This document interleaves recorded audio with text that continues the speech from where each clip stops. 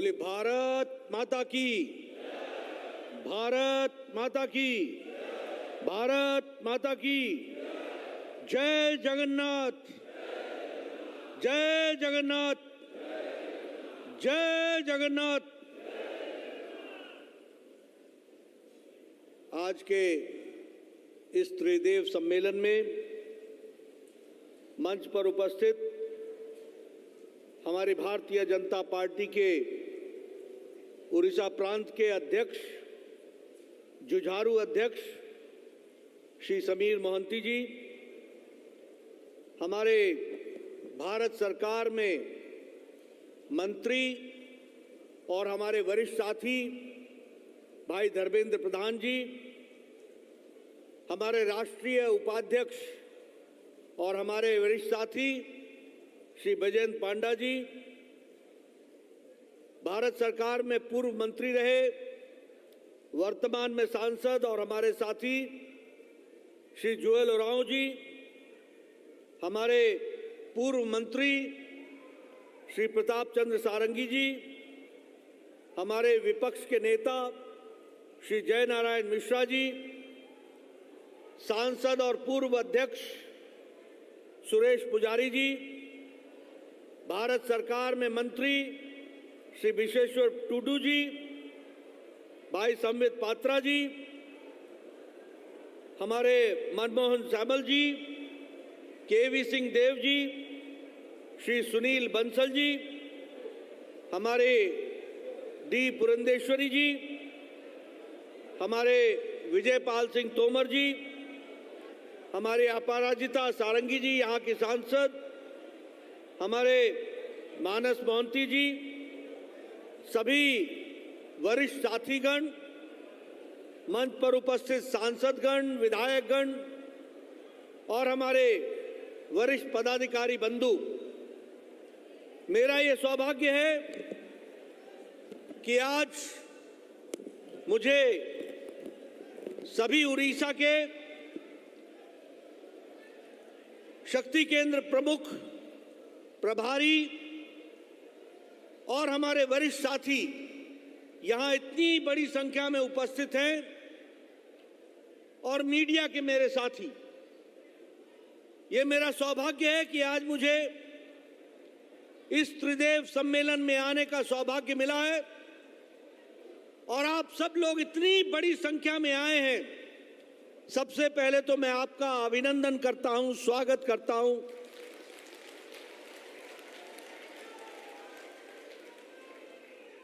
ये मेरा सौभाग्य है कि जगन्नाथ जी की नगरी में, जगन्नाथ जी के प्रदेश में मुझे आने का मौका मिला और भुवनेश्वर में जहां लिंगराज मंदिर में भी मैं नमन करता हूं, वहीं ब्रह्मेश्वर मंदिर को भी मैं नमन करता हूं और यहां के देवी देवताओं को मैं नमन करते हुए, इस पवित्र धरती को नमन करते हुए अपनी बात को शुरू करता हूं।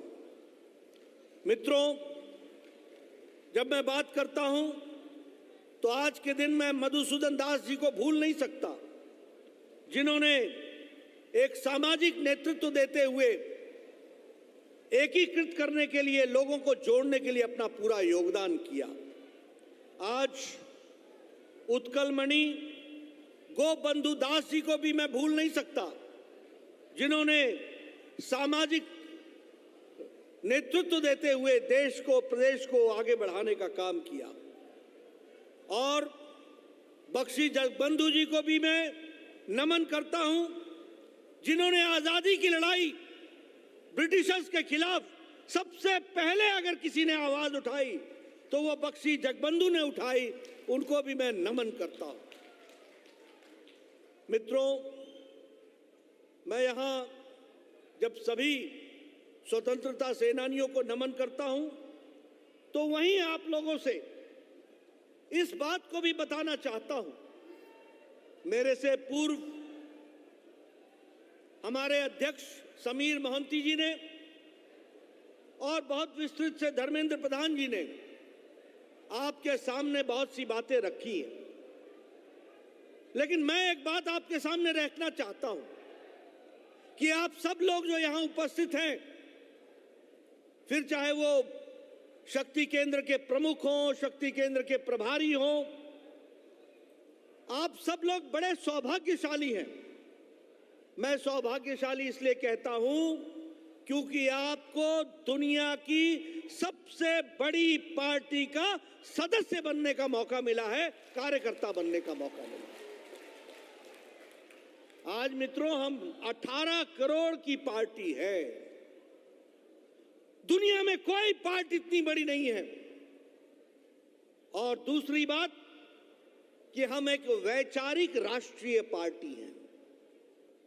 आज दुख के साथ कहना पड़ता है कि भारत इतना बड़ा प्रजातंत्र, यहां राष्ट्रीय पार्टियां रह नहीं गई हैं, सब सिकुड़ गई।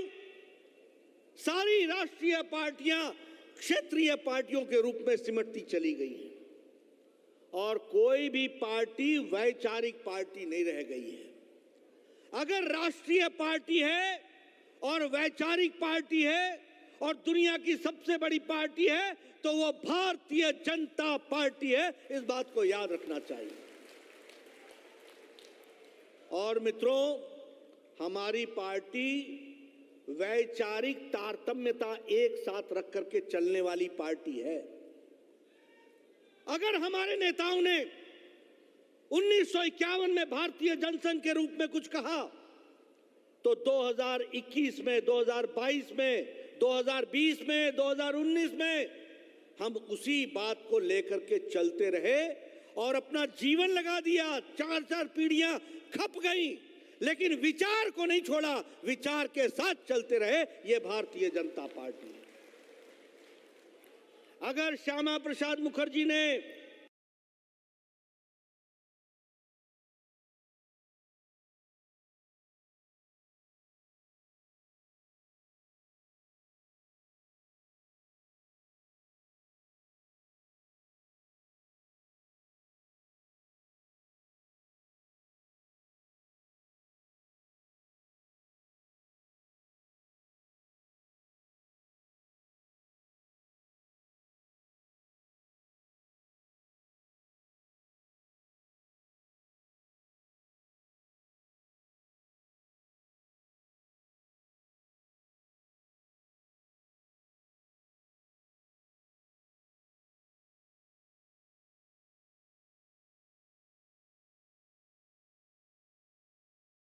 इस सरकारों ने अंत्योदय के माध्यम से गरीब का भला करने का प्रयास किया और आज मोदी जी के नेतृत्व में उसी मंत्र को लेकर हम चले हैं। सबका साथ, सबका विकास, सबका विश्वास और सबका प्रयास। मित्रों, अगर हमने 1951 में कहा एकता में अनेकता, देश एक है, भाषाएं अलग अलग हैं, खान पान अलग अलग है, सबको एक सूत्र में पिरो करके चलेंगे, मजबूत देश बनाएंगे और क्षेत्र का भी पूरा ध्यान रखेंगे। नेशन फर्स्ट, लेकिन रीजनल एस्पिरेशंस को ध्यान में रखेंगे। इस मंत्र को भी लेकर के हम चलते रहे। आज मित्रों, हम कह सकते हैं कि हमारी काडर की पार्टी है। आज यहां जितने लोग बैठे हैं सभी काडर से आए हुए हैं। अगर मैं काडर कहता हूं तो यहां शक्ति केंद्र प्रमुख मौजूद है, यहां शक्ति केंद्र प्रभारी मौजूद है, यहां पर हमारे राष्ट्रीय पदाधिकारी मौजूद हैं, यहां हमारे प्रदेश के पदाधिकारी मौजूद हैं, यहां हमारे प्रदेश की कार्यकारिणी मौजूद है। यानी हमारी पार्टी काडर बेस्ड है, काडर बेस्ड। और काडर के साथ साथ इसका मास बेस है। देश की सबसे बड़ी पार्टी है, 302 हमारे एमपी हैं लोकसभा में, 92 हमारे राज्यसभा में सदस्य हैं, सबसे बड़ी पार्टी है। 1394 हमारे एमएलए हैं, लगभग 120 के आसपास हमारे मेयर हैं और हजारों की संख्या में हमारे प्रधान और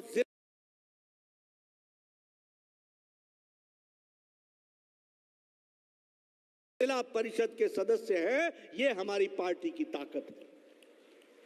मित्रों, हम काडर बेस भी हैं और हमारे साथ चलने वाले चुने हुए नुमाइंदे भी, यानी मास बेस पार्टी है और मास फॉलोइंग के साथ ये पार्टी है। अभी 2019 के बाद चुनाव हुए, हमने बिहार में परचम लहराया, हमने आसाम में दोबारा सरकार बना ली, हमने पुडुचेरी में पहली बार सरकार बनाई, हमने हरियाणा में दोबारा सरकार बना ली, हमने उत्तर प्रदेश में दोबारा हम जीत करके आए, उत्तराखंड में हम दोबारा जीत करके आए, गोवा में हम तीसरी बार जीत करके आए और मणिपुर में पहली बार विशुद्ध, दूसरी बार हमने नॉर्थ ईस्ट में अपनी सरकार बनाई, विशुद्ध हमारी सरकार बनी। इसलिए we are a national party with regional aspiration, we are a cadre based party with mass following and we have got governance in maximum states, ये भी हमको याद रखना चाहिए। लेकिन मित्रों, मेरे शक्ति केंद्र प्रमुख भाइयों, आप प्रजातंत्र की तस्वीर उतारो। आज हमारी स्थिति क्या है, हम किससे लड़ रहे हैं? इंडियन नेशनल कांग्रेस, ना तो ये नेशनल रह गई है, ये राष्ट्रीय नहीं रह गई, न ये इंडियन रह गई है, भारतीय भी नहीं रह गई है। ये पार्टी अब भाई बहन की पार्टी हो गई, बाकी सब ताली बजाते रहो, थाली बजाते रहो, बाकी सब कुछ सिकुड़ गई, कोई देखने को नहीं मिला। और हम लड़ किससे रहे? हम लड़ रहे हैं पारिवारिक पार्टियों के साथ, परिवार की पार्टियां। जम्मू कश्मीर में देखो, नजर दौड़ाओ तो वहां आप पाओगे फारूक अब्दुल्ला, शेख अब्दुल्ला, फारूक अब्दुल्ला, उमर अब्दुल्ला, बाप बेटे की पार्टी, महबूबा मुफ्ती की पार्टी, परिवार की पार्टी। अगर आप हरियाणा आओ तो आपको चौटाला की पार्टी दिखेगी, अगर आप पंजाब जाओ तो आपको बादल की पार्टी दिखेगी, शिरोमणि अकाली दल, प्रकाश सिंह बादल, सुखबीर सिंह बादल। उत्तर प्रदेश इतना बड़ा प्रदेश है, इंडियन नेशनल कांग्रेस 380 सीटों पर लड़ी और 380 में से 370 में उसकी जमानत जब्त हो गई। और हम किससे लड़ रहे हैं? परिवार की पार्टी, समाजवादी पार्टी, अखिलेश और मुलायम सिंह की पार्टी। बिहार आओ तो आरजेडी, परिवार की पार्टी, तेजस्वी की पार्टी, लालू की पार्टी। वेस्ट बंगाल जाओ तो किससे लड़ रहे हैं?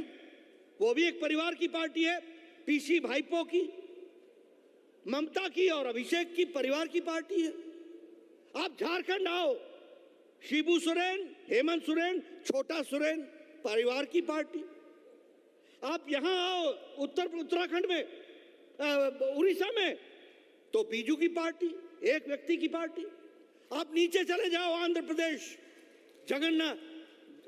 जगनमोहन की पार्टी, वाईएसआर की पार्टी, परिवार की पार्टी। आप तेलंगाना चले जाओ, किससे हम लड़ रहे हैं? चंद्रशेखर राव, केशव चंद्रशेखर राव, टीआरएस, खुद चीफ मिनिस्टर, बेटा मंत्री, दामाद मंत्री, बेटी एमपी की कैंडिडेट, अभी पोता आया नहीं तो वो भी होता। आप महाराष्ट्र चले जाओ, शिवसेना भी परिवार के नाम पर टूट करके अलग हुई है और अब वो अपने ढंग से खड़ी हो रही है, ये भी हमको ध्यान रखना चाहिए।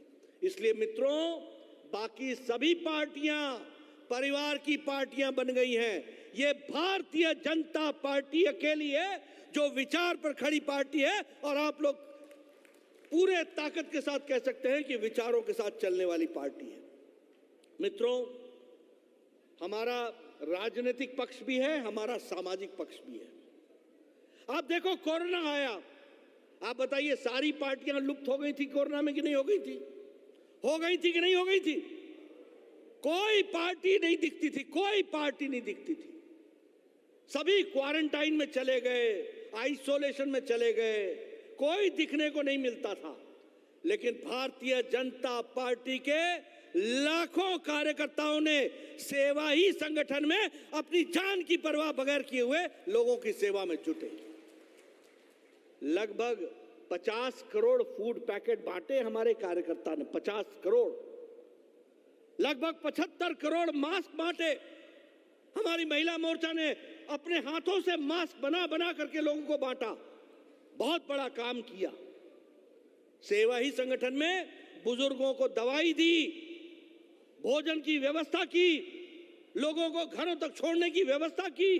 आपके उड़ीसा के जितने भी लेबर थी, जितने लोग थे जो बाहर काम कर रहे थे, जो हमारे श्रमिक भाई थे, उनको वापस पहुंचाने का काम भी घर तक किया तो भारतीय जनता पार्टी के कार्यकर्ताओं ने किया।